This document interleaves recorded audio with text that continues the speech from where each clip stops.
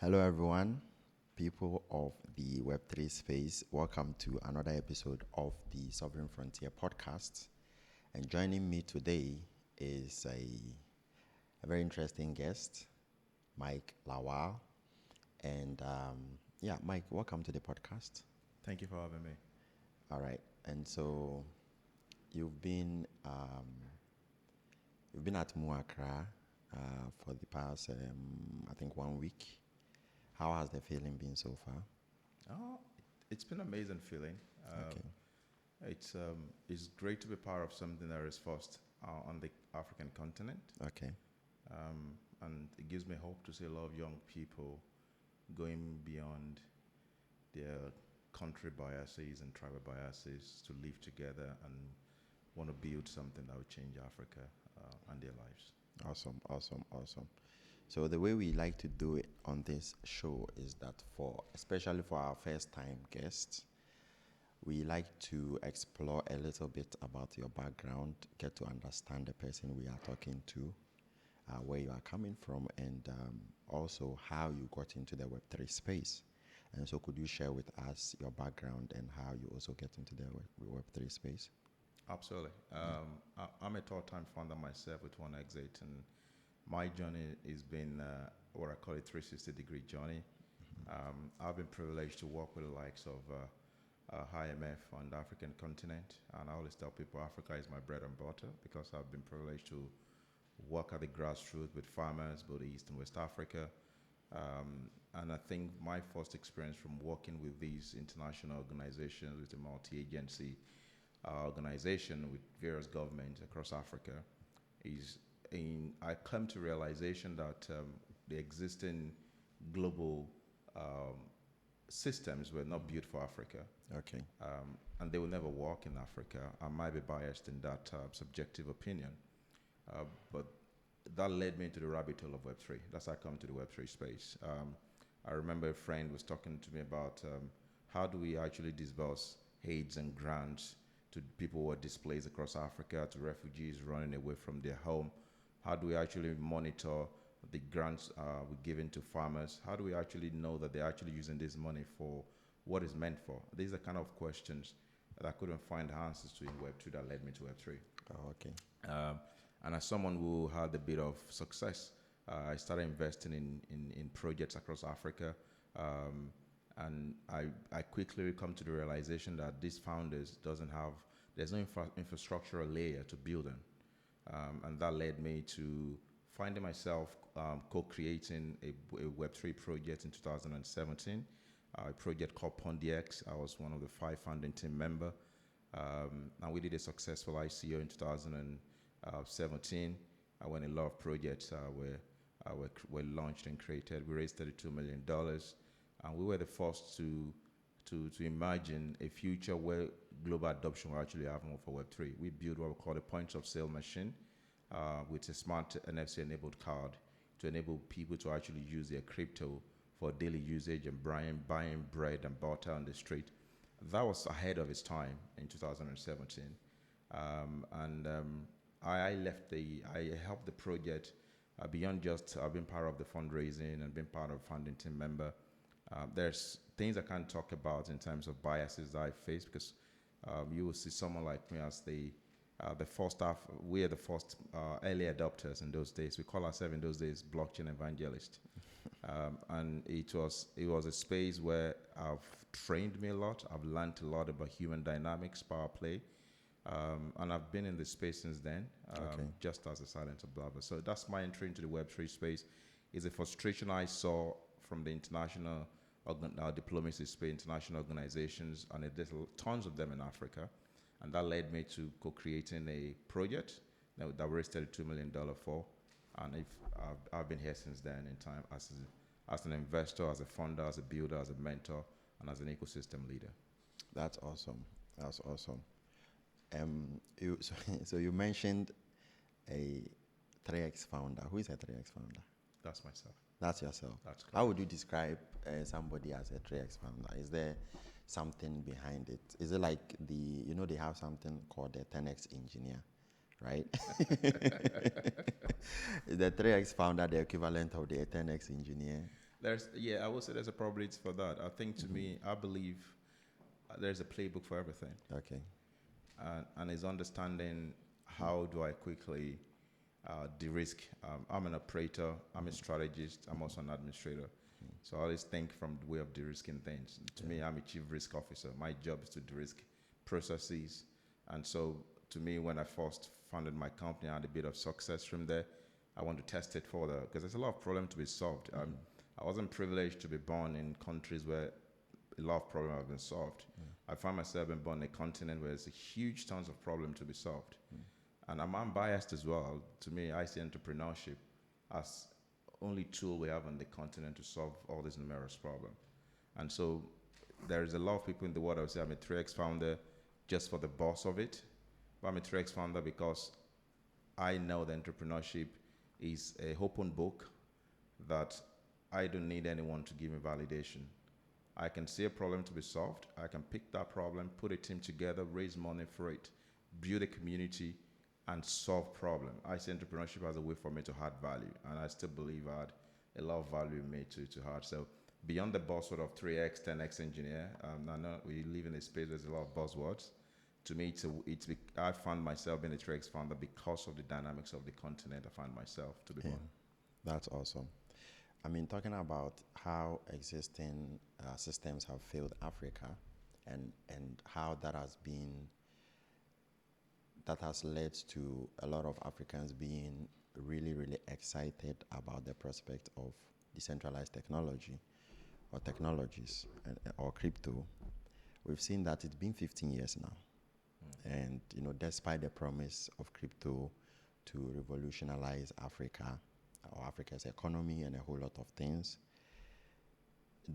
why haven't we seen significant improvement? I feel like if you compare, or if you just reflect on the past 15 years since the advent of Bitcoin and the promises and the hype and all of that, there hasn't been a lot of progress when it comes to Africa and how practically we are harnessing this technology. What do you think could be some of the reasons why? Ooh, I love that question. There is a lot of things. I think to me, as an operator, my mind has been reprogrammed to see things from a place of interconnectivity. Okay. I don't believe that something stands alone. And I think let's try and, as Africans, because your question is why in the last 15 years we haven't felt the impact of blockchain in Africa. And so it's important for us to actually demystify Web3. Let's take Web3 aside.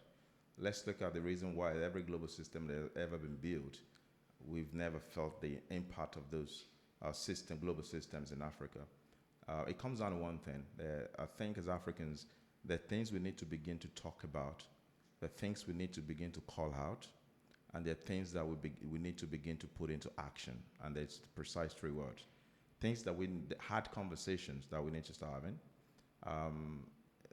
Global systems that doesn't work for us, that we need to call them out, because as people we so much hate conflict that we say yes to everything, and then work that needs to be done.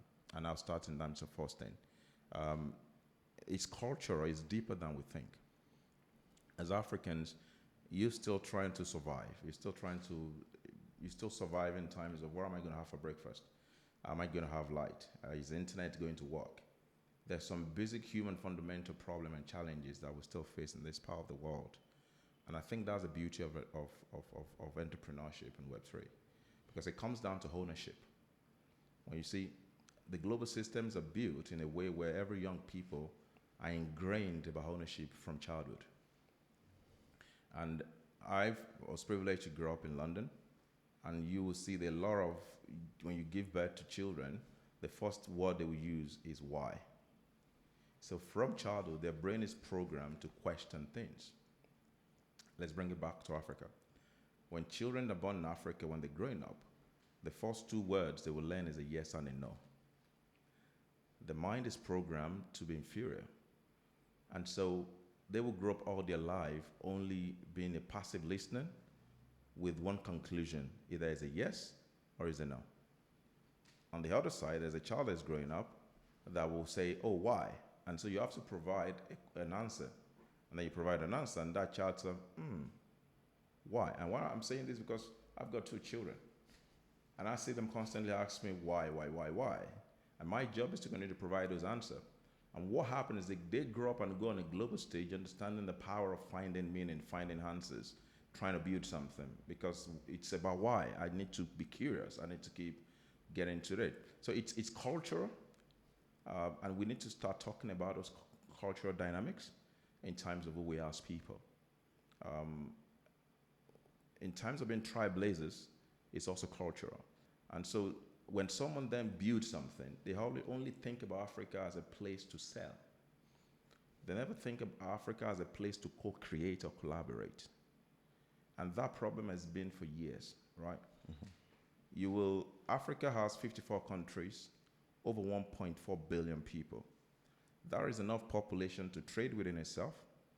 But yet for Africans, Africa is it's the most hardest place to even get a visa to travel within Africa. So those are fundamental problems. We create complexities in our systems. The global systems that work for the West is created to take away complexities. Our own system, we naturally create our systems to create more complexities. And the more complexities we create, the more obstacles we create into our systems. And so to me, the reason I took us a little bit backward is whether it's Web3, Jack Dorsey has already predicted Web5. I think is a buzzword if he's listening to this. Web5 is on Bitcoin. And Web3 is on Ethereum, EVM. Okay, I'm not going to go into this big Bitcoin, Ethereum maximalist conversation. Yeah. But out of curiosity, Jack Dorsey is in Ghana, where we are right now, and he has his own underground community here. And they're talking right now in terms of how do we build global solutions from Africa. But it still comes down to one thing. Do Africans believe they can build global solutions? We need to start from there.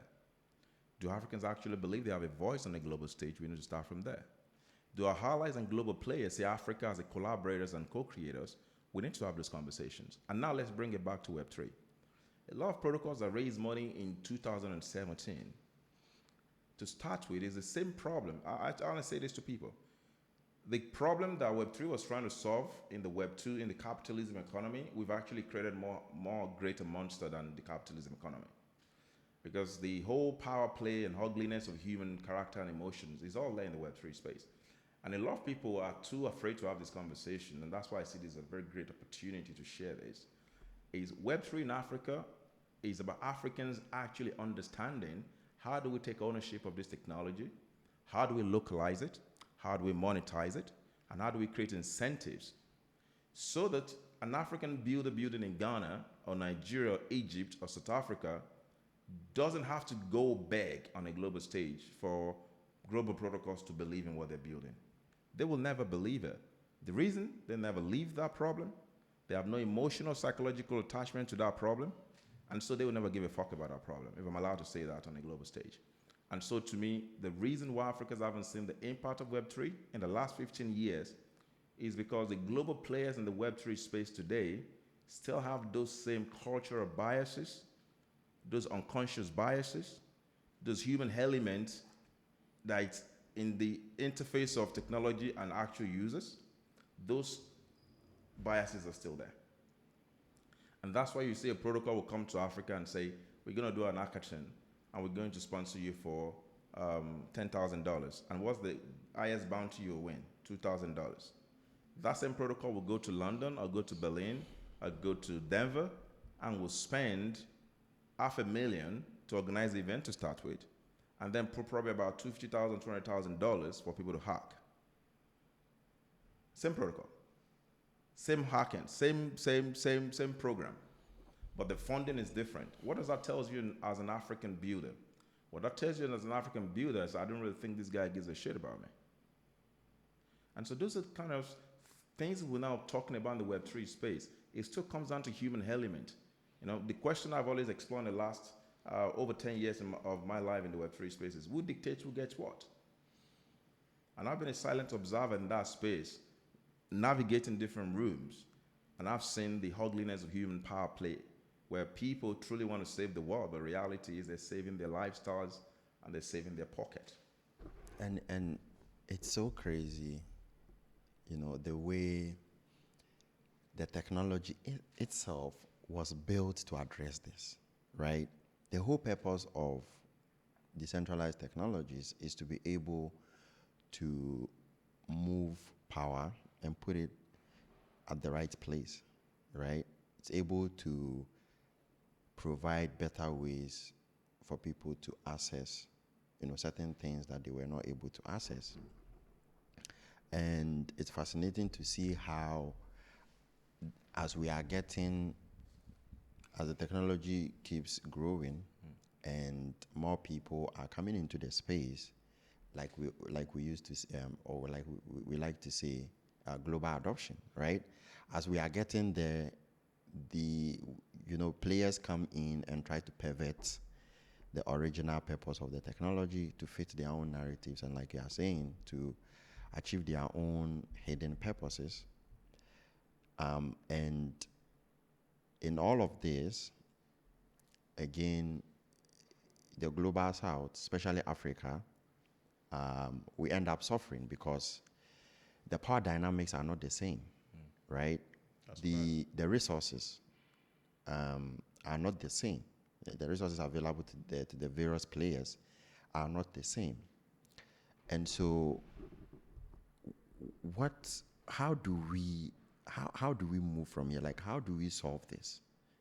How do we overcome this challenge, especially also from the basic side of things, right?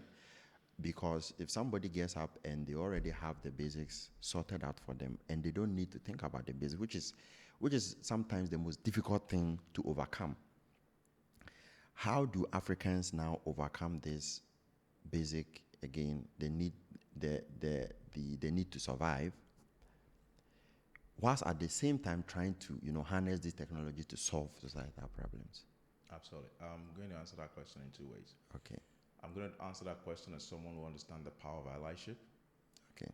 Because the world will not move in the right direction if we don't learn to appreciate our privileges, okay, and acknowledge them. And then the question again goes to, how can I use my privilege?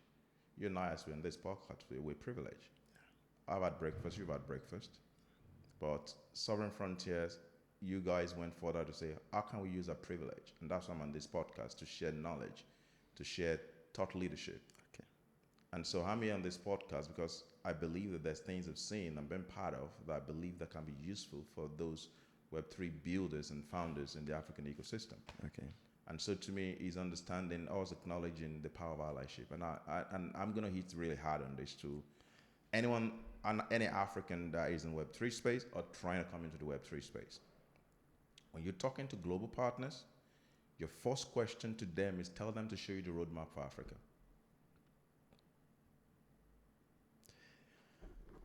If they do not have a roadmap for Africa, then maybe that's not the person you should be talking to in the first place. Please. I can see your God thought coming there.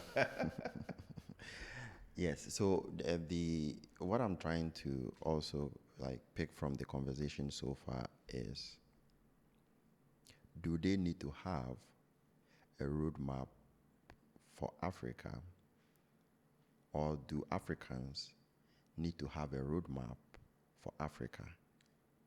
Absolutely. And so that's why I say it's a two answers to that conversation. Okay. The first is for Africans we need to acknowledge privileges we don't have. Okay. All right? Okay.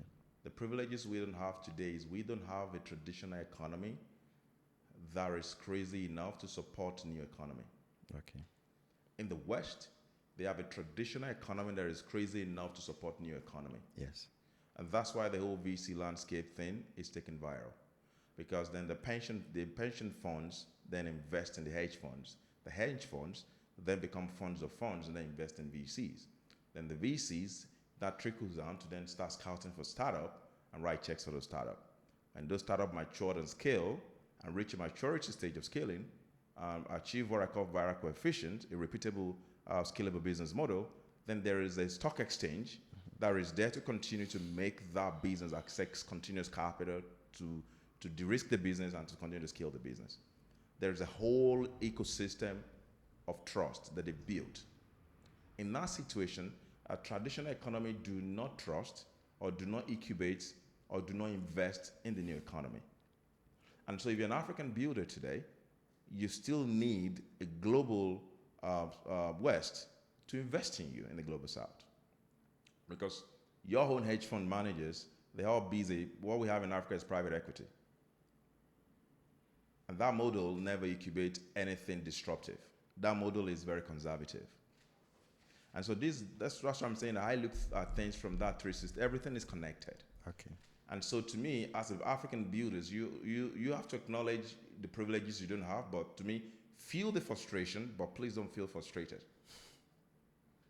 Because by feeling the frustration, you acknowledge these are the things I don't have, and then I'm going to reach out to people on the global stage who are allies, who can help me amplify my message, who can help me amplify what I'm building. And we've seen some amazing protocols that have done that in Africa, right? That was actually my next question. Thank you. And so to me, the two-way question today is, as an African, acknowledge the privileges we don't have. Let's acknowledge those things in our system that doesn't work. Let's feel the frustration, but please let us not feel frustrated. Then this comes back to us. What are you going to do about it? And so that what you're going to do about it then lead us into being resilient, being resourceful, and knowing that if you raise your first $100,000, it's not about showing off. It's about getting hands dirty and actually working 10 times harder than your counterpart in the rest of the other world. 100x, 100 times. 100 times harder. Man, so just to real quick, right? Like you were saying, my follow-up question to that was that are there specific case studies or projects that you have come across that initially showed promise but ultimately did not deliver the expected results? Let's look, because Web3 space is an ecosystem. Yeah. And so when we're having Web3 conversation, it's important for us to have a frame, because the whole world sees things by framing. Okay. Right? And so let's try and look at the framing of an ecosystem. Okay. Because the Web3 space, it's like a community within itself. Okay. Right? In 2017, a lot of protocols raised money. A lot of them build technology they don't need. And they don't want to admit in the public that, sorry guys, we screw up, we fail. Can we learn from you guys? Okay. And then that then becomes what we call ecosystem funds. We have in 2018, 19, 20, there's a lot of all these, the L1s we're all raising, ecosystem funds. Then those ecosystem funds, the question is, what have they done to us in the Web3 space? So in my opinion, Web3 space is now into two spaces. There's folks who want to continue what I call the casino economy, and folks who truly want to use the technology for good. And I feel like the good guys are suffering. And Yes. the casino guys are winning. Absolutely. Absolutely. And so to me, is understanding why the casino guys are winning and why the good guys are suffering. The reason why the good guys are suffering is because they're trying to play along with the casino guys. They're scheming. What is missing, especially with African ecosystem and builders, is we don't have conviction. I've spoke to a lot of founders. I've been around for a while, and I've seen a lot of bullshit. And to me, I'm not a guy who go on a global stage and blame someone for what's happening in Africa. I don't subscribe to that ideology. Yeah. Because I believe that your problem is 50% solved if you can admit what you're doing wrong and ready to put it right. In the Web3 ecosystem in Africa, the ecosystem leaders need to stop begging and scheming and stop thinking in silos. Because I'll tell you what happened on the global stage. An African ecosystem leader is, by any means, find him or herself in a global protocol ecosystem, whether in the foundation or whether at the C-suite or whether as a lead engineer. And what they don't understand is they're an extension of an entire Web3 ecosystem in Africa. Yeah. And wherever they do, sadly, those ecosystems won't judge them as an individual. They judge their character as the rest of us. Now, just a quick one. Why? Because you see, when you are looking at the Web3 ecosystem historically, right? Absolutely. And you are looking at the bad players, people who have come to really, really do bad things that have affected the entire ecosystem. You barely find Africans in there, right? it's always been, folks from the West or other part of the world who perpetrate some like really bad stuff, and then it affect the ecosystem in general. But it's always funny, and when the thinking is always like, yo, you guys are bad, you guys are bad, and they are not able to trust African builders, although African builders will consistently show good faith. When you give an African builder something small, the kind of work they will do with it can amaze you, right? Take for example the very recent Optimism Retro PGF. Absolutely. We had a few African projects that were able to get in, which again is an entire story on its own. How difficult it was for highly impactful African project to get in there. They got in and secured some funding. If you compare it relatively to other projects that are not Africa based, it's a bit it's a bit on the lower side. But then some of this ecosystem, what we've begun to see what they are doing with the little that they got, is something of it's impressive, right? Absolutely. And so how do we have, what do you think is the challenge of this, trust issue that consistently, Africans have to face, and how do we overcome this? Absolutely. We started your And so, please. yes, and so again, just you said something that kind of triggered this conversation. Absolutely. This thing that I had to add was that when an African found themselves in a team, a global team, and they do something, they don't judge the character of the individual, right? The whole thing is passed on to the people, the continent, Absolutely. as opposed to the individual who has perpetrated the thing. Absolutely. You have the people like SBF, Absolutely. and we are not saying the whites, right? Absolutely. We are not saying the US folks, Absolutely. but we are able to identify the individual who did this, and direct whatever we want to direct to them, we direct it. But then, like you say, when you're an African and you are on a team, a global team, your behavior, everything you do, especially on the bad side, is attributed to your people or where you come from, or the continent where you come from. Like, why is this, and how do we overcome this? Absolutely. My first answer to your question is I took you back in times of beyond Web3. What are those human biases? What are those fundamental social structures that are broken, right? And interestingly, is these social structures that continue to control life by proxy, directly or indirectly, right? And this happens global stage where Africans continue want to prove something. We need to stop from there. All right? Yeah. And I say this to a lot of folks, young people that I mentor, black young people I mentor. It's like, for a start, let's stop using that word Africans or black. Yeah. Let's start from there. Yes. Right? Yeah. Because the moment you box yourself mentally, the global system is playing a mind game with you. And that mind game is, can I trust you? Can I not trust you? Can I work with you? Can I not work with you? My job is to stop trying to validate myself through them. And that should be for every African on-chain builders. That should be for every African on-chain ecosystem leaders. Because number one thing is you actually need to understand yourself, your ecosystem, and the power that you actually hold. And I think that's one thing we don't talk about enough in the Web3 space in the African builders ecosystem as a whole. Because once you don't know your power, you're reduced to one thing in this life, you become a beggar. Yeah. And in the Web3 space, e-beggars. E-beggars, thank you. And that's the reason why you will never see an African leader summon other African leaders and they will listen. They probably will send their vice president.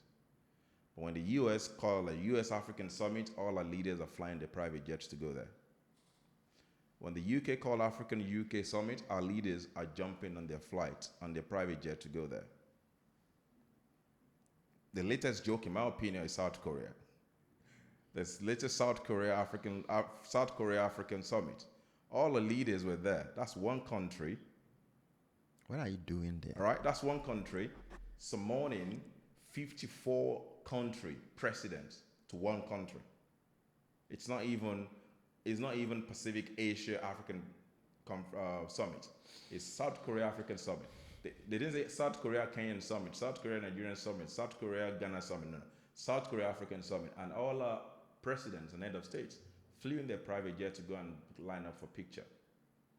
Have you ever for a moment ask yourself why? It's deeper. We need to deprogram ourselves. The things around us that program us, subconsciously, unconsciously. And until we begin to come to the realization of this and deprogram ourselves, because programming is real. What is the programming here? What are the things that subconsciously and consciously program us? I'll tell you. I want to identify. You go to church every Sunday. Yes. And then you sing this song, Savior, Savior, hear my humble cry. Where's that Savior? Where's that Savior? So number one, religion. I'm not anti-religion. Okay. But religion is number one problem in Africa. Yes. You go to church every Sunday, you're singing that song is programming you. Yes. Because you're constantly made to believe someone is coming to save you. That's the religious narration in Africa. And so instead of our young people to get agile and be hungry and be a go-getter, they're expecting something that's coming to save them. It's only in Africa that on Monday morning at 6 a.m. to 6 a.m. in the morning when you need to get serious with your life, you're going to church prayer service. On a Monday morning at 6 a.m. So we have our own problem that we need to start talking about. These are uncomfortable conversations. I'm probably going to get a lot of people that watch this podcast and start criticizing me as Antichrist or whatever. No. That is how emotional and sentimental we are as people. Yeah. And that's how deep the programming goes. That's how deep it is. Yeah. We need to start talking. Before we start pointing global fingers, we need to bring the conversation home and begin to talk about those uncomfortable conversations. We need to deprogram and decolonize our mind to know that we are God's in our own right and there is no Savior coming to save us. We need to get hands dirty and get to work and be our own Savior, right? And bringing it back in times of why does these things begin to happen? Because young Africans don't know the power they hold. I'm an African, proud one. And everywhere I go in the global world, I walk with pride and power. And when I open my mind to speak, I speak with power. You know why? Because I know my history. I know things might not be right. I know how the dynamics of the global power and how it works. And I understand those things that you and I don't see that actually control our destinies in this part of the world. And my job is not to get frustrated with those things. My job is to continue to move on and continue to add value. We need to begin to talk about building value system. How can Michael add value to his family? How can I take that one step further and add that value to my friends? How can I take that one step further and add value to my community? How can I take that one step further and add that value to my country, to the whole of Africa, to the rest of the world? We need to begin to talk value. What is one problem that I can solve for myself? What is one problem that I can solve for my family? What's one problem I can solve? When you see the way global system is built in a way where people constantly bring value to the table. And when the world begins to see the value Africans and young African on-chain builders bring to the table, the world will respond. A more cries, it's a good one. One young man, Eric Cannon, grew on a global stage at Zoo Connect in Consensus event and made a case for African Web3 builders. Right? Mm-hmm. And that conversation made some people to say, I want to talk to you. And that conversation led to the Muakra, where over 100 builders across Africa are living together for 2 weeks to create African native solutions. One person. That is the change that we can make. But that one person didn't see himself as a way to add selfishly value to himself. He thinks in his mind about a collective.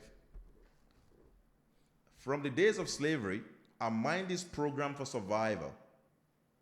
And until we deprogram our mind away from survivor, because survivor is rooted in fear, and until we deprogram our mind from survivor and actually think from a place of abundance, then we're far away from it. Whether Web 3, whether Web 5, whether Web 10, it's still going to be the same dynamics and complexities, and we're still going to be here talking about it.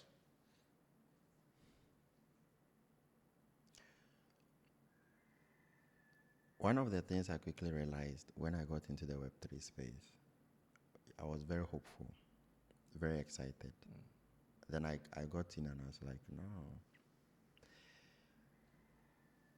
The technology, like you are saying, it's a bit neutral. It's so neutral, and so you, whoever you are, you have the opportunity to shape the technology in your image.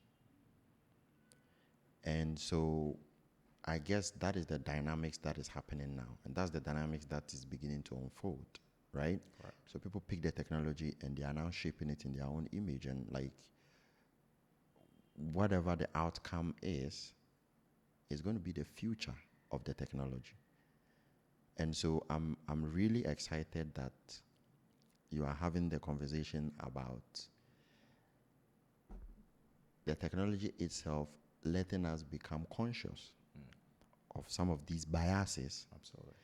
And being very deliberate when we are building. Absolutely. Or being very deliberate when we are collaborating. Absolutely. With people, with our own people, and with friends from, or team members, or whatever parties that we want to collaborate with.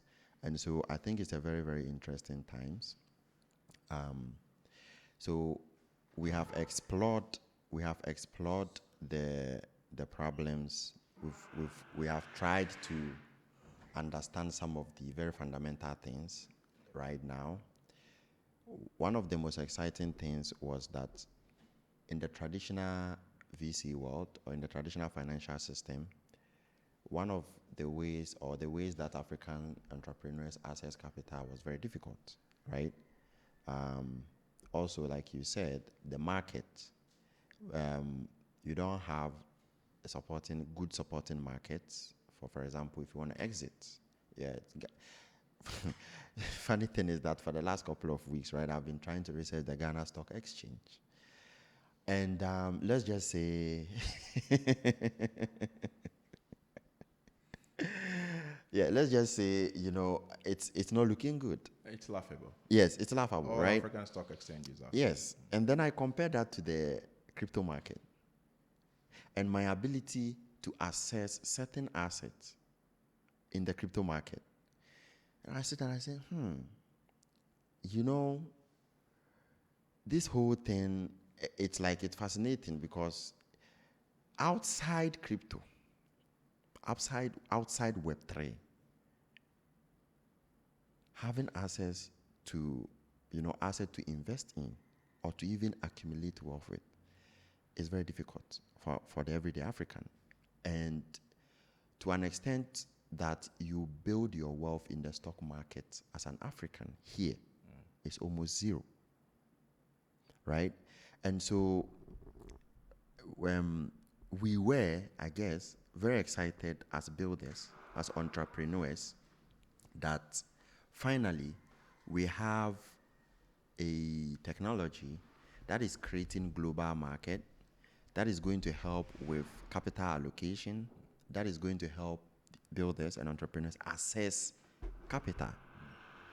Again, going back to, from the last 15 years, if you look at the flow of capital, whether that is VC money or generally money in the market, it's very difficult for those capital to come to African builders or entrepreneurs. Whilst it's very easy for you, and as an African, whether you're a builder or a user, to access this asset and put your money in, or to some extent trade some of this token, and that value drives to other teams who are not Africans and all of that, it's very difficult for Africans to access this money, despite the fact that we say that decentralized technologies is making some of these things easier. We are not seeing it. And so, again, what I really want this point, I really want to explore this, but what do you think the issue here is, even in the decentralized world? Absolutely. One thing I've learned in the Global West that I really love about their system, they're very intentional. And everything is a web. Have you ever asked yourself when the global powers are saying crypto is for gamblers and we don't want you to touch crypto, we don't want you to touch blockchain is not for us, and Coinbase, which is a crypto company, went listed on New York Stock Exchange. By the way, that is one of the reasons why I stopped using Coinbase. And I'm going to tell you why. All right. Okay. I won't drive the conversation there. Okay? But the point I'm trying to make here is how do we actually begin to make our own decisions? Okay. It comes down to the ability for us to be intentional, ability for us to create our own value chain ecosystem, and ability for us to be bold enough to make our own decisions as Africans in the Web3 space. Okay. Because when you say we're going to ban crypto, and what did our own regulators and policymakers do? They always listen to what the West is saying. And that cloud their reasoning judgment to see beyond how this can actually unlock generational wealth and capital into their own economy. Right? Yes. We've seen the recent issue in Nigeria. Thank you. Chasing the Binance executives and harassing. Absolutely. And so to me, young people, we need to begin to come together. And that's why I love the higher collective concept. Where to us, we as Africans, young people, we done talking about what's wrong with Africa. We want to be co-creators of solutions to those problems. We already know what is wrong with Africa. Thank you. It stares at you in the face every day. So we don't want to talk about it anymore. Yes. The question now is, what do we do about it? And so when you see what has happened in the Moakra, is the higher collective as an ideology has now given birth to the African collective. Where we now say we want to decentralize this framework. And we want every Web3 ecosystem leaders to come play in that framework. But that's the only shot we have. And I'm going to give this for free. It's a playbook, and I'll give it for free. So that one developer or builder, an African developer or builder out there will listen to this and their life will change forever. And this is the playbook. The playbook is 90% of VCs in the Web3 space are not investing in equity. They're investing in token. And that's why when they write you a check, they want to ask you for a token warrant. And I'll tell you how the game is played. To them, Web3 space hasn't been proved as a valuable investment vehicle. What Web3 space has been tested is a quick return on the fund.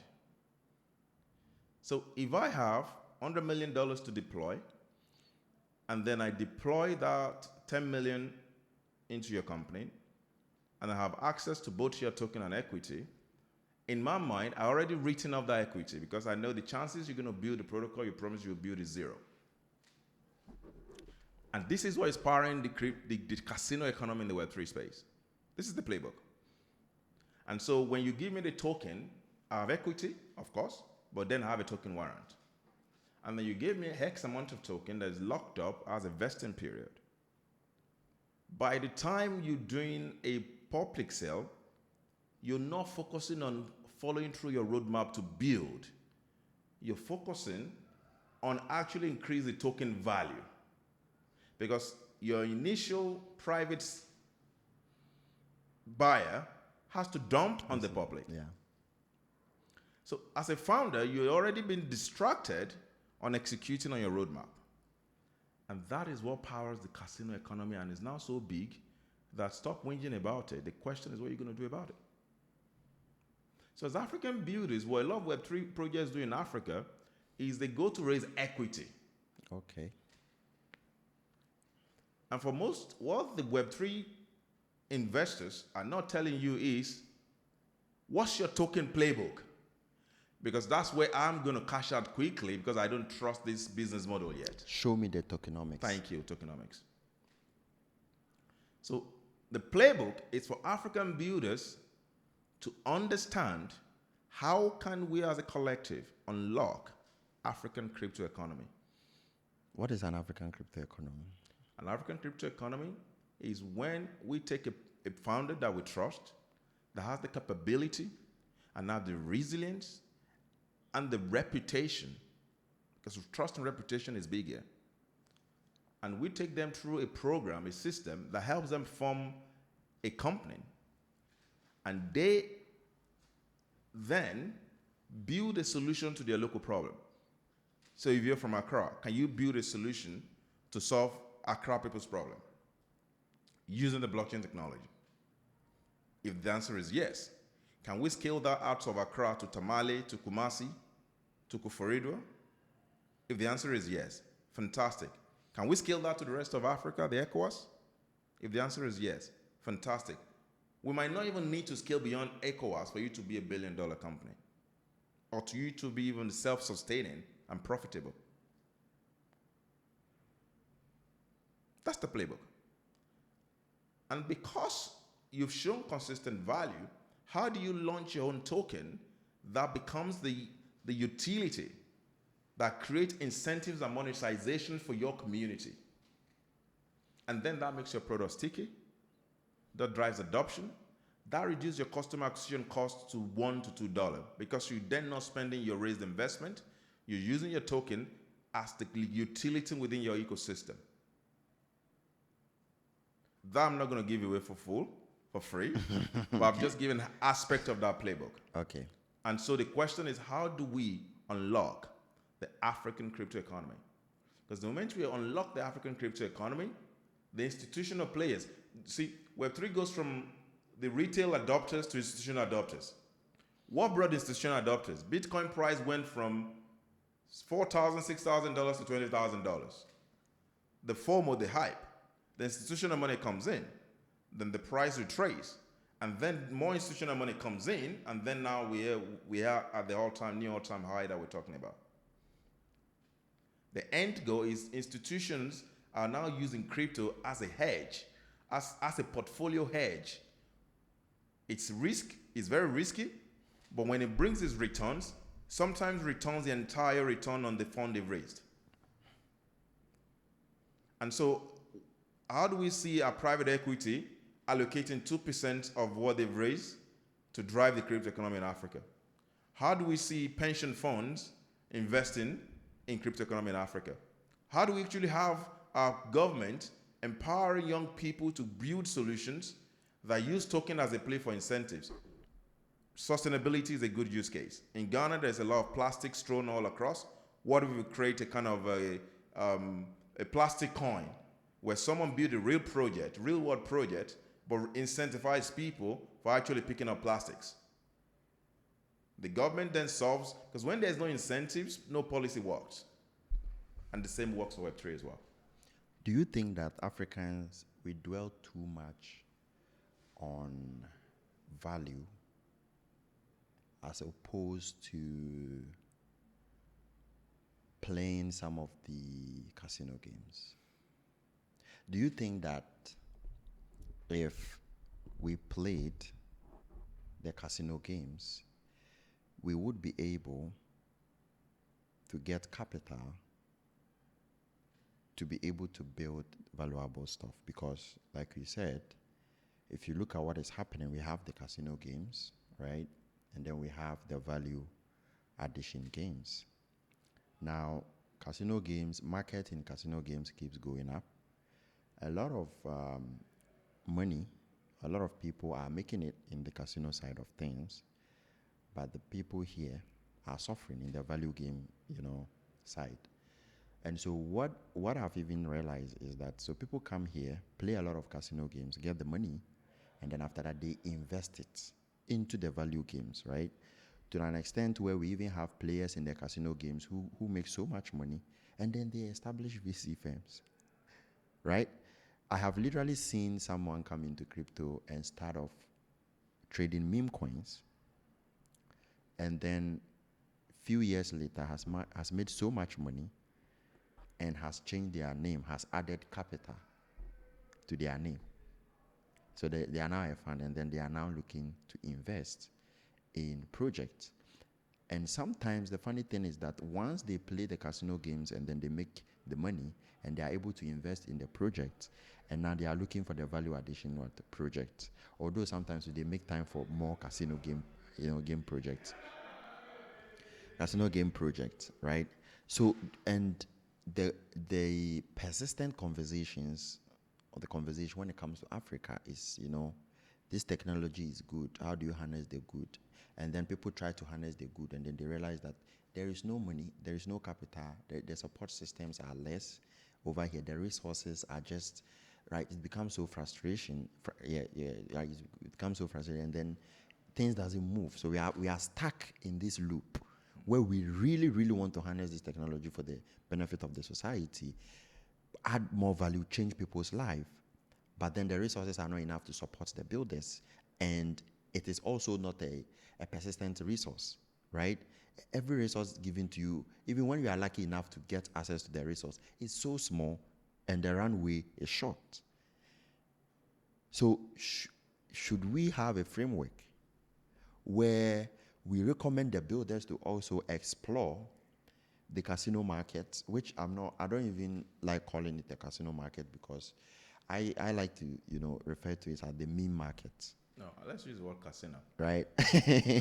Well, it depends, right? It depends on where you are. But again, whether meme coin, right? There's no real world application of value back in it. So again, it's a game of luck. So then, is there a situation or a framework where we encourage the builders to also look in there, and then play some of the game, make it over there, and then invest it into the value addition game? Thank you. What is your thought on this? My thought on that is, and I've shared this on the global stage in the past, African ecosystem do not have existing infrastructure to power a casino game. And I will explain that. Okay. The last bull run we had came shortly after COVID. What you don't realize is during COVID, the American government gave a palliative to the American citizens in terms of, we know things are tough. Some of you have lost your job. You can't go to work. And so government will give you X amount of money so that you're able to put the foods on the table, so you're able to meet your basic needs. Guess what? Loads of that money flows back into crypto. Yes, I remember the Robin Hood, the Cash App. They use those apps to easily access Dogecoin. Thanks, Dogecoin. And Shiba Inu. And meme coins took off. Yes. Shortly after that, right? Yes. And that's how we onboard those new people into the crypto economy, that now everyone comes to the meme coin. Then what next after that? Let's take UK, for example. If you're out of job, the government have built a system that helps you in terms of what they call the benefit. The government gives you a particular amount of money for you to continue to find job. So if that person gets money, that person can endeavor to spend £10 or £20 on meme coins. Their system is built in a way that you don't have to think about breakfast. You don't have to think, if you don't have food, you can go to food bank. Do we have that in Africa? No, we don't.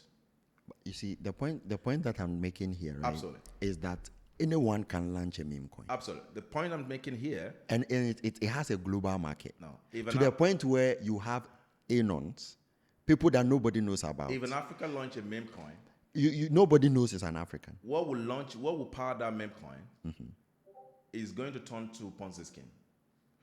No, but all of these are Ponzi schemes. I agree with you. But a lot of the meme coins that we have, there is a white paper, there is a roadmap, and the deliverable of the team. The meme coin is just what I call the degen, right? It's like a new movement. Like we're going to create money out of nothing, and we're going to just show that capitalism is broken. There's an ideology that is powering the degen community. And that's the community that is powering the meme coin.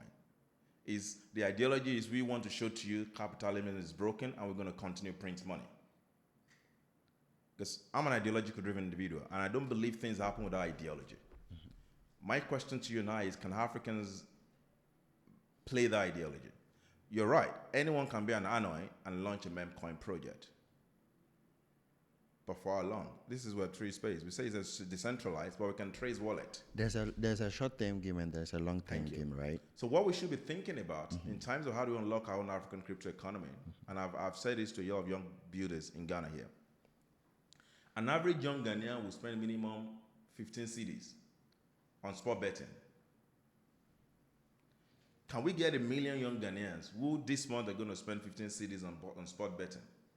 Yeah, we will. That's $1. Yeah. If we get 1 million young Ghanaians who will spend 15 cedis on sport betting this month and tell them to put that 15 cedis sport betting into a local project, we've raised $1 million. It's not rocket science, it's applied. The sports betting is betting them, it's promising them money, huge amount of money. Thank you. But this is what happened. When 1 million young Ghanaians they invest a minimum dollar each in, let's say, sovereign frontier token, what then happened? What then happened is sovereign frontier is solving a real world problem for them. How do we then use that token as an incentive to take them from beyond being an investor into the coin into being a customer? Because we're solving their problem for them.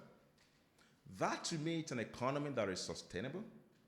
That to me is what will unlock African crypto economy. But for those who want to play in the casino game, please be my guest. But I will not advise that, because I know that the people that will continue to be at the dirty end of the game will be Africans.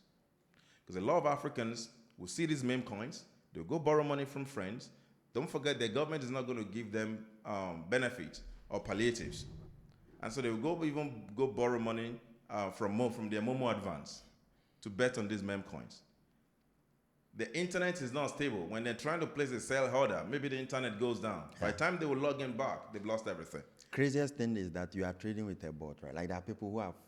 Thank you. You're trading. So you need to know your strength and play to your strength. Mm-hmm. And our strength is regrouping and understanding that we need to design our own frameworks, and we need to rally around communities, because there's over 1 million crypto users in Africa, minimum, as we speak. If we can believe in ourselves, if you launch a project today, a lot of African crypto users probably will not invest in your project.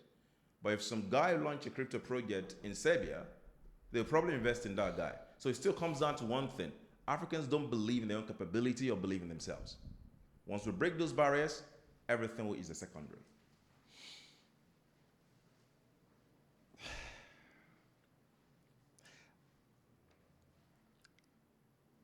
I'm really struggling not to ask this question. How do we break the barrier? I really want to move on, right? Because I don't want us to go in circles, right? No. It's a waste of energy. Okay, all right. So you mentioned two things. I mean, even talking about breaking the barrier, you mentioned two things when you were talking about the problems that, some of the deep problems that that is facing the Web3 ecosystem in Africa in general, right? You mentioned two. The first one was the thinking in silos, right? The thinking in silos. And then the next one was the trust issue. Is that correct? Correct me if I'm wrong. Yes, absolutely. Okay, so I want you to help me understand what you mean by thinking in silos, and potentially how we can overcome that. Absolutely. Because it's key to solving a deep problem. Absolutely. And unlocking the African crypto economy. Absolutely. So how do we, So when you look into Southeast Asia, okay, there is a collective at play. Okay. And so when you launch a project, we are your friends and we have VC funds. We're going to be the early investors because we trust you. We know you. And we know you have power to add value and execute on your roadmap. And so we will be your first layer of trust. And then when you execute on your roadmap, we'll open up our networks for you. When you look at the Chinese builder, the GCC is a Chinese collective that is trying to expose Chinese builders to building on a global stage or co-creating on a global stage.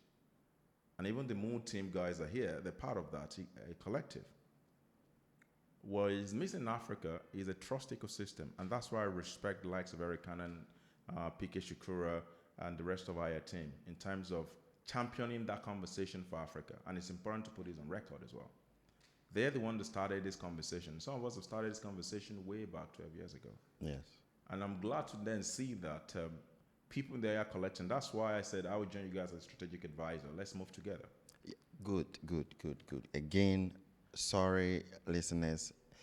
You might have heard Mike mention Aya a couple of times. And I should have asked him what his relationship is with regards to Aya, right? So can you briefly before you continue? I'm a strategic advisor for Aya. To Aya, okay. And the reason for that is because I spent the last 12 years trying to find Africans who are not thinking about themselves alone, who are thinking about how do we move together. And I've been to different ecosystems. I find these young people to be amazing, and they're embodying that collective spirit. And I'm supporting them on that journey as an advisor. All right, that's great. Now back to absolutely. And so to me is then understanding in times of let me go. You kind of interrupt my line of thought. Sorry about that. That's okay. That's okay. So the question you asked me is in terms of how do we the silos problem. Yeah. And so when you look into that, the silo problem is us understanding as people that the Chinese global community have a collective. That collective helps each other. That collective don't go into a global meeting and talk about themselves. What we have in Africa is an Ethereum Foundation comes to you and then you say, oh, I don't really know what they're doing. Of course, you know what they're doing. The only reason I don't really know what they're doing is because you think that they might stand in your way of getting your $10,000, $20,000 grant from Ethereum Foundation. And then you go to Katesi. I don't really know what they're doing. I don't really know him that much. I can't vouch for him. Only reason you say that is because you believe that you already submitted an application to Katesi as well. And you're thinking if he gets it, they might have a quota for African funders they're going to fund for the year. And what this does psychologically is robs Africans of being actually taken serious. And I'm not saying this because I've heard it. This is what is actually at play right now in the African Web3 ecosystem. It's a realistic thing. It's a realistic thing. Most builders in the African ecosystem right now, they're schemers. Good. So the next one was the scheming thing. You mentioned two actually. It wasn't trust. It was the silo problem and then the constant scheming. Absolutely. Because it's the silos that makes you scheme. Yeah. Because then you're not realizing that you represent something. And because you don't realize you represent something, when you go to the table of power, you beg. Oh, we're going to do an hackathon. We need $20,000. We're going to do an hackathon. We need $20,000. How many hackathons are you going to do? And so to these people, they don't see a clear roadmap for Africa from Africans. What they see is everyone wants to do an hackathon. Everyone wants to do an event. Everyone wants to do... And there are no practical projects that are coming out of this. There are no projects that are tokenizing. Thank you. That are coming out of this. Thank you. And so they hack today, and then they go tomorrow they hack, and then they go to another program tomorrow they hack. What are you hacking? Thank you. And so image has been lost in that process. Our reputation is reducing in that process. You have to move with conviction, and the way to break the silo is for you to know you're part of something bigger than yourself. The West are very intentional. They move as a collective. You might not see it, but if you can look inward, and you're the type where you've been blessed with the brain that cracks systems and the matrix, then you begin to realize, oh my God, shit, these guys literally are very intentional. Nothing's an accident. They move like a dragonfly. There's a centralized system that the wing feeds into. And there's a high that is constantly watching. And everything continually feeds into that system because everyone is benefiting from that system. So we need to build such a system. Thank you. Where everyone benefits. Thank you. And the system itself benefits. Thank you. And it constantly grows. Thank you. That is to me is the most powerful thing. And that's where I believe, and I said this to the Moon team and the higher team yesterday. The best that can happen for African is the African collective. And that collective is not just a word. We have to be intentional. We have to move together in reality, and we have to call our bullshit.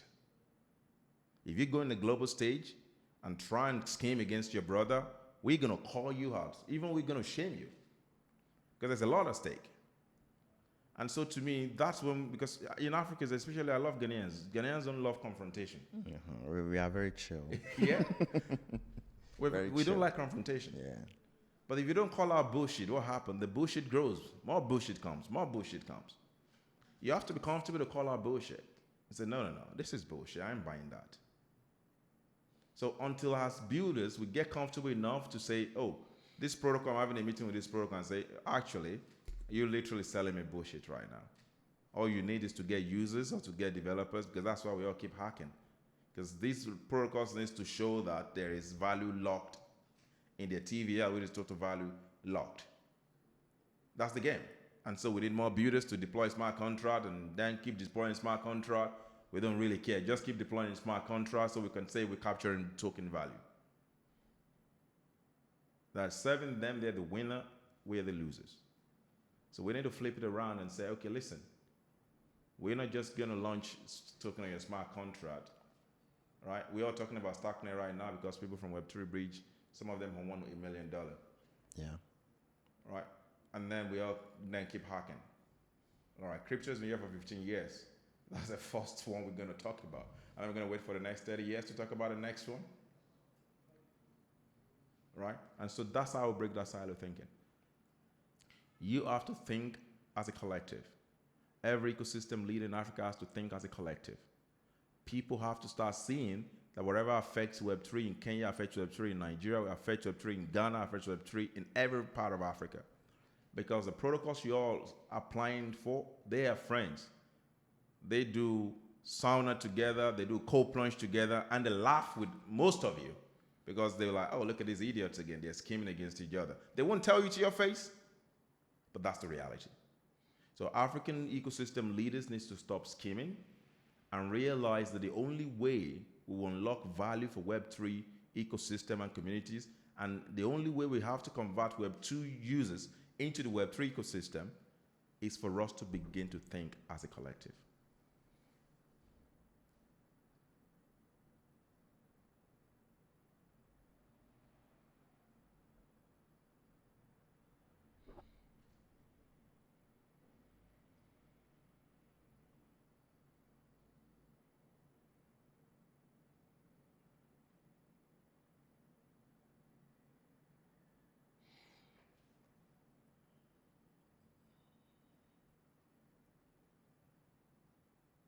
There's a lot of work to be done. There is. And to me, that will require a lot of silence. There is so much work to be done, and there is so much to overcome for the work to be done. But we started already. That's why we're having this conversation. That's why young people are in more Accra. That's why ecosystems like Web3 Bridge, Higher, Web3 Club in Kenya, that's why they exist. So we started already, so we need to celebrate little Yeah, it's a gradual process. wins that we have along Yeah, the way. it's a gradual process. Absolutely. Yes. I was thinking, the hackathon thing, right? And the every day we are hacking, there's nothing being built. Every day we are hacking, there's nothing being built. And I was thinking, wow. You see, it's all right. We will be all right. Absolutely. Yes, we will be all right. But let's make sure we do the work. Yes. What 5 to 10 years from now, once we are able or we've been successful in unlocking the African Web3 ecosystem, economy rather, what do you see it to be like? It's a beautiful future, and I think it's good to start from a place of pessimism and move to a place of optimism. It's a beautiful future. It's a beautiful future because young Africans will actually see the power they hold, because the table will turn. Right? Yeah. Web3 space in Africa do not have the same data you get for South Pacific Asia. And do I say Lawal twos are moving more towards Argentina Yeah. and Latin America and then South Pacific Asia, because there's a lot of governmental support. There's a lot of young people who are crypto native. That doesn't necessarily mean crypto is solving their problem. That doesn't necessarily mean the blockchain technology is solving their problem. Everything is about shift.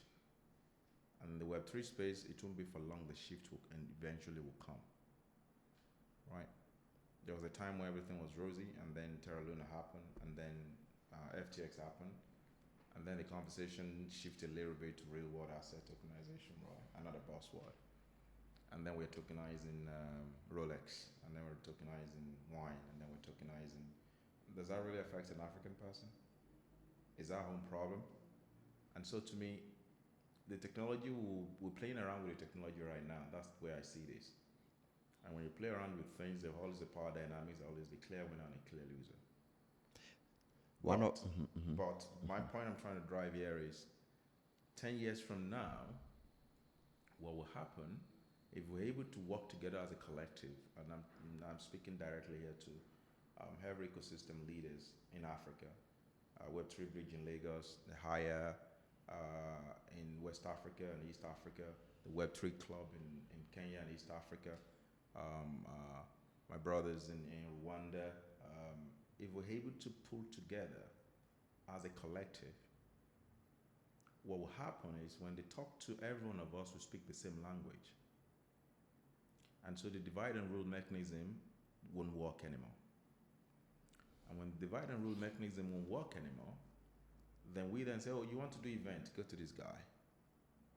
Oh, you want to do hackathon, go to this guy. Oh, you want to unlock African builders, go to this guy. And then there's a centralized collective that distribute opportunity coming into Africa. What will happen is the world will take us serious, and then the power play will turn.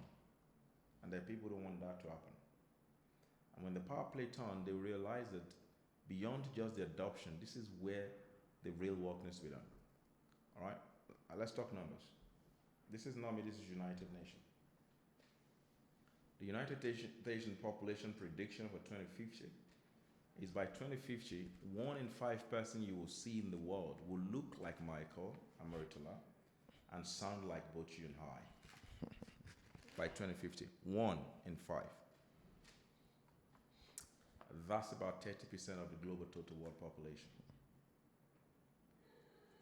I'm not surprised that the likes of Jack Dorsey now say they want to live in Africa for a while. Smart guys, understanding and learning about the culture and the people. Because in his mind, he's a capitalist. That's the next market. And I need to understand that market if I'm going to play in it.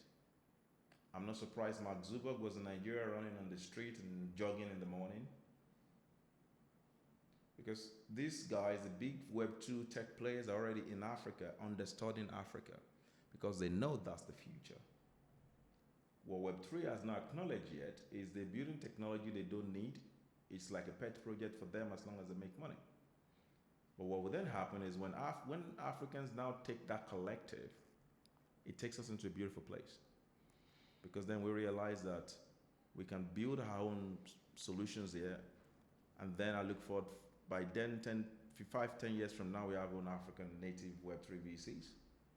Then we have our own African meme coins. There's nothing bad in that. We trade our own meme coins to kind of artificially create our own crypto economy, and then redirect those proceeds from those meme coins into, as you said, having our own VCs, and then investing in real world projects. And what then will happen is African then become real global co-creators, because at that time we don't need capital. We don't need capital from the West anymore. We've created an economy as a collective together, based on trust and value creation, that we are then independent. What would then happen? Because if you're then building a product in London, you need to be in Africa to get consumers. Yes. The market is here. So what would then happen is the power table turns around. That's why I say in 5 to 10 years, it's a very beautiful future for Web3 in Africa. And like you said, there's a lot of work that needs to be done. But my appeal to the ecosystem leaders, because every one of us is not going to be able to leadership conversation. But my appeal to the ecosystem leaders is, please, you're doing it the wrong way.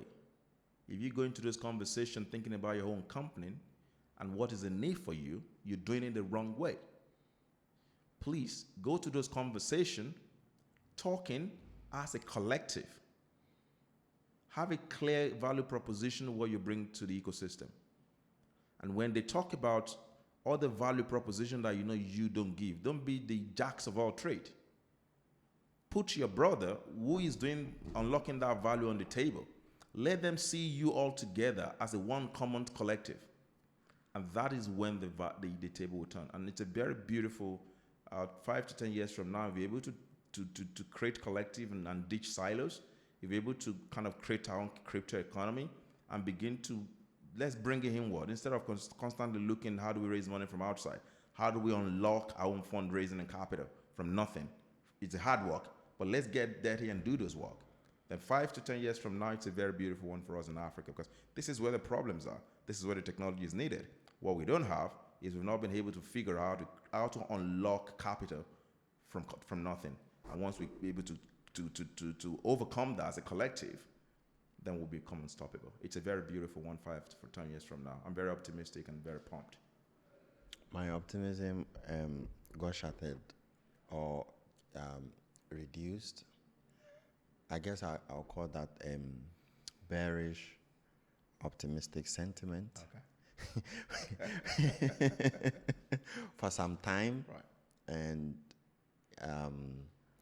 I guess it's coming back, right? I'm glad to hear that. Yeah, and so it's just look at it as I don't know how to put it, but like the emotional marketplace or the ecosystem outlook marketplace, where you're either bullish on the ecosystem or the technology, the effect of the technology on the ecosystem, or you are bearish on the effect of the technology on the ecosystem.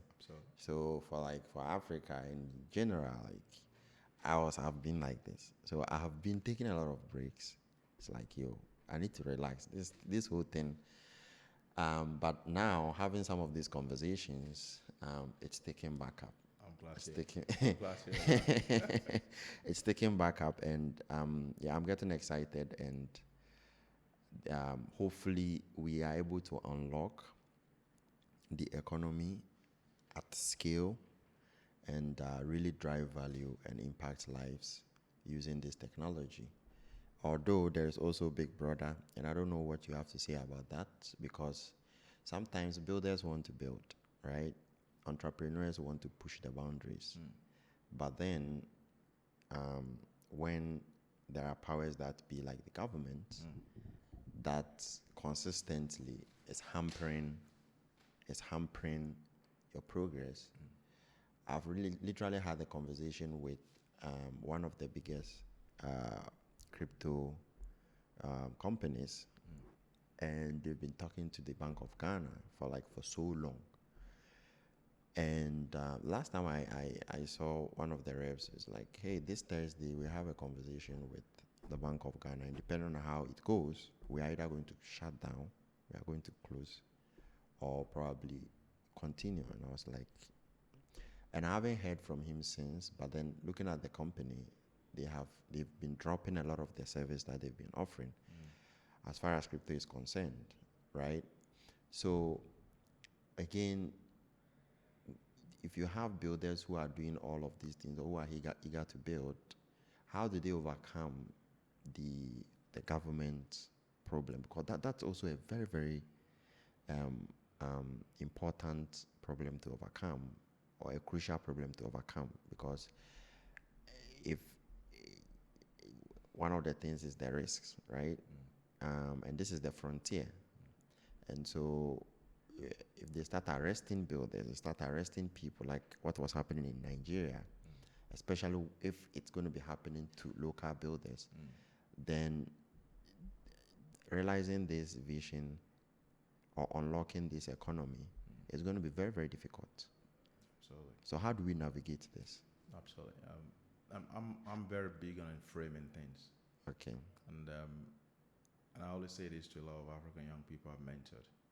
You'll be surprised that lens at which you're seeing to see the world is framed by someone. And so if it's framed by someone, you can create a new framing and create a new lens to see things in the world. And using your own word there, how do we overcome this problem? What about if we don't see it as a problem in the first place?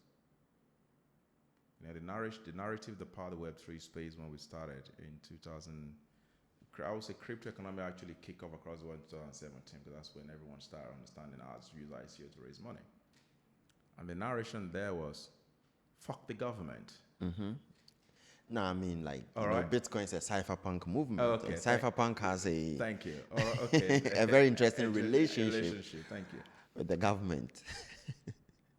I believe that we will never get to a stage of global adoption without a government blessing.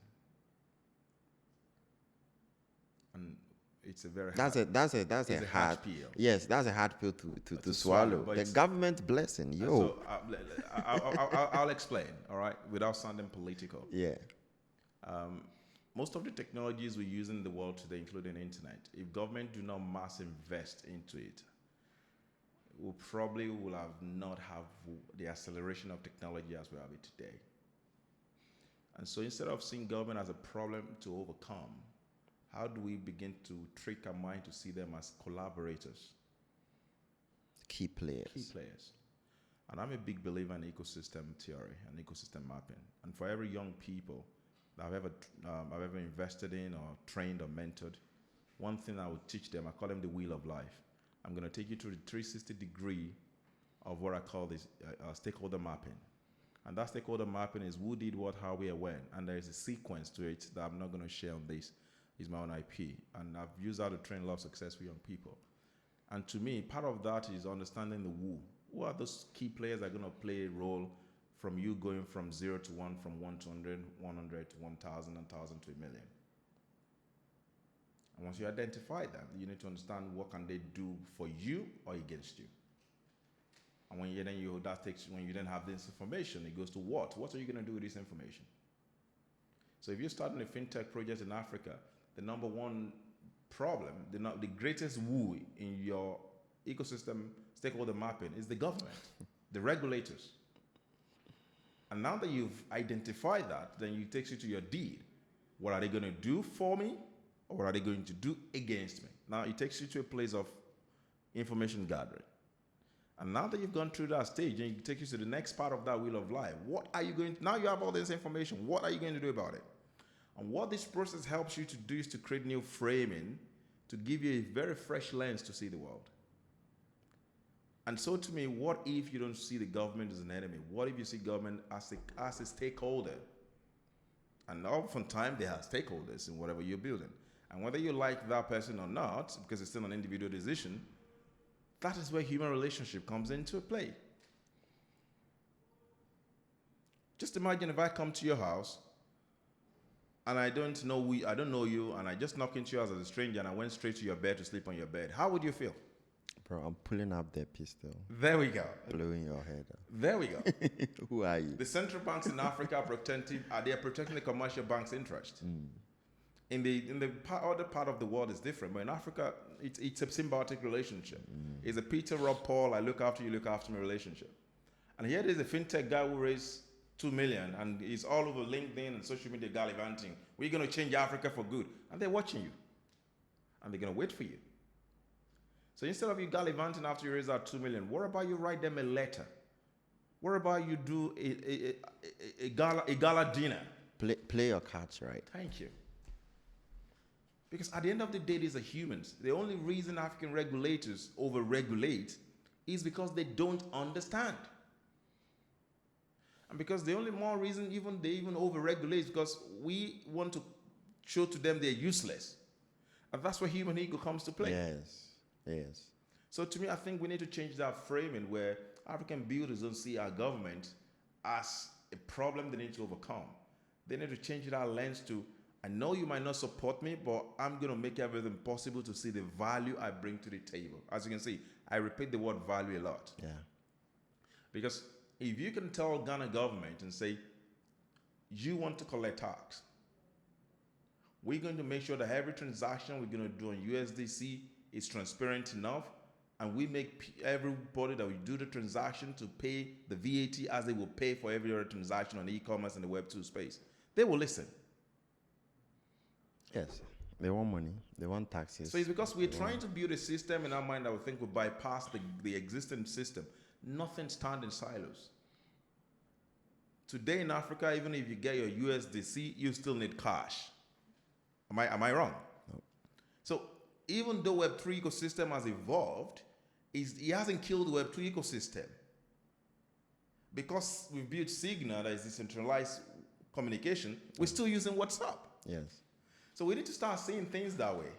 And this is very funny and interesting because, just to back up your point, right, is again, understanding who you are and the relationship that you want to build with the technology. Absolutely. And what you want to use the technology for. Absolutely. For example, there was a time when I was a maxi, a Bitcoin maxi, right?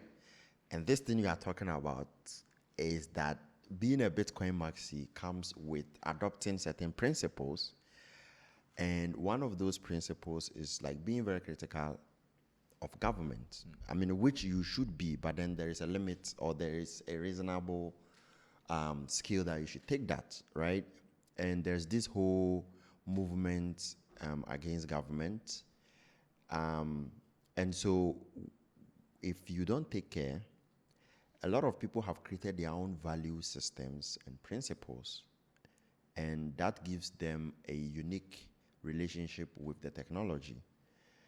And a lot of the ways that we are onboarded or the information that we are privy to and the way we enter into the ecosystem is through consuming these contents, and that leads us to adopt a lot of this programming, right? So you might even be in the right space, but then you are using somebody else's programming. Absolutely. Again, back to what you've been discussing about, understanding and coming out with your own programming and how you want to do this.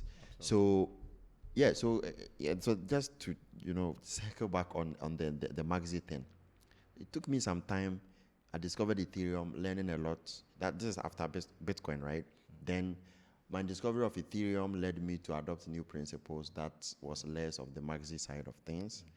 Then even within the Ethereum ecosystem, right, like learning a lot, evaluating a lot of things, looking at various players and the way they behave, what they say and what they do, right? Evaluating all of those things. Then I came to the realization that, look, as an African, you can never be a Maxi. Number one, you should never be a Maxi. Because the identity there, everything there, there's a purpose. It's purpose-driven, right? And so even if you want to be a Maxi, you need to be unique, or you need to understand how you stand in there as an African, right? The identity and everything. And so, yes, so it's like, anyway, this is just a bit of a background on how, I've evolved just being in the Web3 space. Absolutely. Yes, and adopting a lot of value. So I totally understand what you are saying. I used to be very critical of government. I used to be, in quotes, you say anti-government, right? The anti-government. But then, I've come to realize that, no, there is a place for everybody when the system is built well. And at the end of the day, we are looking to add value to the life of the majority of people. And government are also human beings. They are also people. And they're also, if the technology can add value to them, why not, right? Absolutely. And for Africa, a typical and a very practical example we can give is mobile money. Absolutely. It's mobile money. There's been a lot of backlash. Mobile money has its problems. Absolutely. But at the end of the day, it provides value to a lot of people. Absolutely. And as a result of that, it has become an everyday thing that we can. Right now, I cannot imagine life. A lot of Africans cannot imagine their lives without mobile money. Absolutely. Right? It has become part and parcel of everyday life. Absolutely. And so I 100% agree with you about the framing and understanding that we are in this together. Absolutely. Literally a Web3 phrase. Absolutely. Right? We are in this together, and being able to identify a stakeholder or a party's interest and trying to align with that interest whilst at the same time not compromising on like whatever you are building. Absolutely. And making sure that the end result is benefit to the masses. Absolutely. And all of that. So totally agree with you there. And I hope that all of the builders out there, especially those in Africa, you are beginning to understand and appreciate this conversation, especially also how we see our own government and our own people. Absolutely. It's very, very important. All right. This has been a lot of pills to swallow. Some hard, some easy. So, Mr. Mike, a couple of closing questions is what are some things that, or some hobbies that you enjoy outside this whole, this whole chaotic, ecosystem? Yeah. So, what are some hobbies that you engage in? I love traveling. You love traveling. I love traveling. Why do you like traveling? I think to me, the appreciating the beauty around us in the midst of chaos, it's a blessing. You're a bit of an opposite. We are a bit of opposite. I don't like traveling. That's okay. Again, it's one of the things that I found when I got into the Web3. So I was like, if I can be in Ghana and have access to a global market, I can work from home. Then do it. Why do I need to travel? I love to travel. I think to me, when you begin to travel, Yeah, but there's more. There is education. There's knowledge. More. Yes, there's more. Education, you can self-taught. You can read. You can be lectured. You can be taught. But knowledge, you have to experience it to gain it. Yeah. And I think that's when life opened up to all of us. And I say this a lot as we're rounding off now. I say this a lot to a lot of African builders. Don't preach Africa. Don't pitch Africa. Bring people here to experience Africa. When you bring people here to experience Africa, Africa will pitch itself. You've talked about the OP Retro PGF. Yeah. One amazing lady in the OP ecosystem came to experience Africa. And as a byproduct of that, Africa benefited from her visit because she saw opportunity and challenges. So that's why I love to travel. To me, traveling makes me appreciate the beauty around me. I love watching people a lot. I just love having my coffee by the seaside, just watch people. And there's a lot when you watch people. I find they're very funny. You get to... Humans are interesting. Yeah, we're very complex. Now, I tend to see myself through their lenses. Oh my God, will I do that? I love being by the water. Okay. I've been in Ghana now for about 3 weeks, and I've really enjoyed, even in the midst of all the madness and chaos going on with the Moakra, I've been to about 5 waterfalls. Oh wow! And so I love to travel. I love to see beauty in nature, and because that to me makes me detach. Because if I'm able to detach through traveling, then I can come back with a fresh lens to look at things.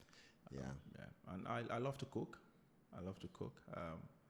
In my family, I cook for the family. Wow! It's something I really enjoy doing. And to me, I think I'm a bit of a program person. I program myself. Yeah. Deprogram, reprogram. Absolutely. Update the programming. Absolutely. I see everything from a hack perspective. I see everything as a piece of machine. That's my own view. It doesn't represent any organizations that I'm affiliated with. Because I believe that I can update my system. I can expand the gig and the memory. I can do anything. I can install, reinstall, uninstall, reinstall. I can delete permanently. And that's the way I see myself, even to my children. That's the way I see them. I see them as I'm going to help you program good stuff into you. And when you grow older, I'm going to give you the power to delete or install or permanently delete and reinstall what you want there. And so to me, cooking helps me. Cooking is like an alchemy. Mm-hmm. And when I'm cooking, I don't follow any particular recipe. I just go into the... You mix that stuff? That's correct. So I just go into the fridge and I see whatever is there. Yeah. And you make do with it. I make do that. with That's it. a very interesting thing, right? It's like make do with what you have at hand. Absolutely. And so cooking to me, it's Just that this time right in the fridge. in the fridge. Yeah, thank you. And cooking for me, it's just it's an alchemy because your food, I might be biased, yeah, but your food would taste at the level of energy you are at that moment. And I've seen this a lot when I cook, right? And I'm really kind of stressed and angry. Either the salt is too much, something will go wrong. And when I'm in a very beautiful energy, it's like, oh my God, this food is so tasty. And so to me, I see things from that. I love retreats. I love spiritual retreats. Spiritual retreat. Yes. I believe there is more to all of us. I believe there is more to me as Michael. There's more to every other humans, and I think that's helped me to have a big love in my heart that I don't have any hatred anywhere. So this I don't want to go into this, but let me just probe, right? Okay. G- when you say spiritual retreat, could you elaborate on that a little bit? And I feel like this is also very important for listeners, or potentially very important for potential listeners Absolutely. out there, especially also for builders Absolutely. and entrepreneurs, Absolutely. because it's a chaotic world, and finding a way to maintain your flow and also be in a sort of a serene state whilst experiencing all of the chaos. It's key. Absolutely. It's key to continuity. It's key to birthing things into the world. Absolutely. And so, what is your spiritual retreat? How do you do it? Absolutely.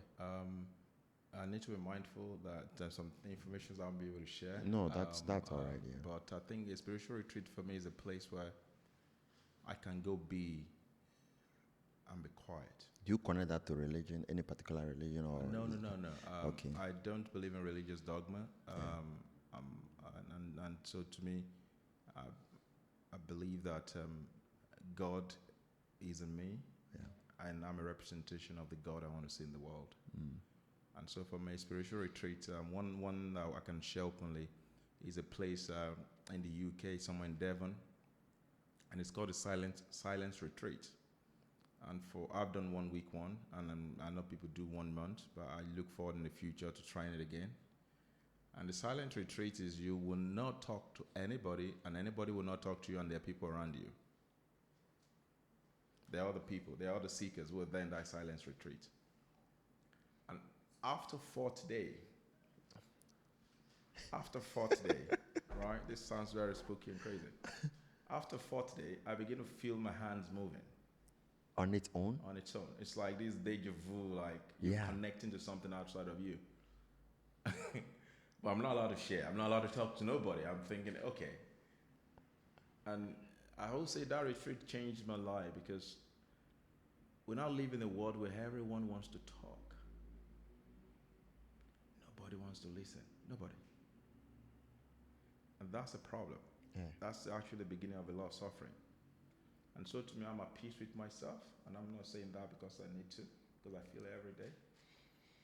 I'm at peace with the world. And the only thing the world will do back to me is to be at peace with me. And so to me, I would say to people, whether that be your church retreat as a Christian, whether that be your Islam retreat as a Muslim, there is something beyond all of us. And that's why one of the greatest books on this planet is Men in Search of Meaning by Harari. Because we always want to be there. We know that we are more than this. And so if you have opportunity to expand your consciousness through any means, please do, because you will realize that there is more than what we have in this particular world. And I'm saying that because I've pushed the boundary of my human limit in the last 10 years, and it's been amazing. Wow. Like, would really love to end on this note because it's very, very, very. I feel like the advice here is almost spiritual. I'm feeling the presence. But then, is there anything you would like to add? Anything I should have asked, probably didn't ask? Any last words, thoughts before we go? Absolutely. My last word is to all African builders. It is a it's very frustrating to find yourself in a continent where everything around you works against you. And it's important to come to that place of acceptance. It's hard to find yourself in a continent, in a system that is designed to frustrate you every day. And it's important to feel the frustration. But my advice is for you to know that you're built for more. You're created for more. And don't stop at asking the world for more. Don't stop from demanding more from yourself. And don't stop from giving more to the world.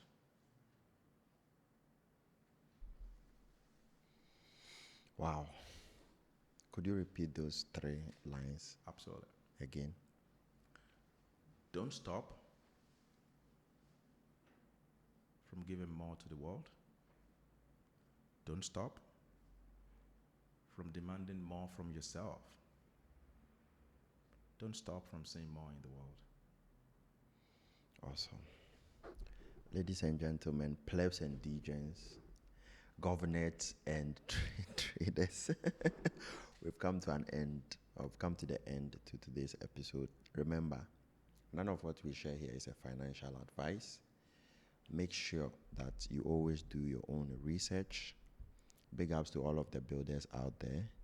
Huge shout out to all of the people trying to leverage Web3 technology for real world impact.